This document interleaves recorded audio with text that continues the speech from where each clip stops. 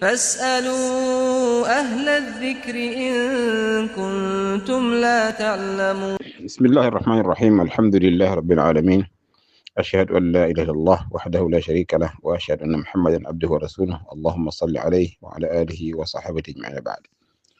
Ndugu Islam, kuna maswali yenu, na leo swali la kwanza linasema, je, mawasiliano kupitia ujumbe wa simu kati ya ndugu yanaweza kuchukuliwa kuwa ni sehemu ya kuendeleza udugu ikiwa kutembeleana kumepungua sana? Jawabu, naam. Kupigana simu pia ni katika sehemu ya kuwasiliana na kuwasilisha udugu. Lakini vile vile si kwamba mtu awe kaacha moja kwa moja kutembelea, kwa sababu kutembelea kwenyewe ndio jambo la msingi hasa. Mtume sallallahu alaihi wasallam alivyosema katika hadithi yake ile ambayo kama ni hadithi qudsi kwa hakika, wajabat alayhi mahabbati, akataja watu akasema wal mutazawirina fiya, yani kuna watu kadhaa wa kadhaa ambao kwamba Mwenyezi Mungu asema atawapenda.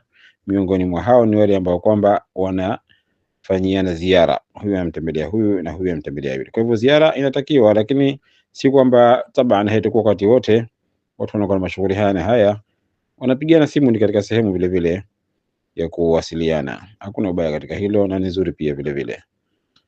Wallahu tabaraka taala a'lam wa ahkam.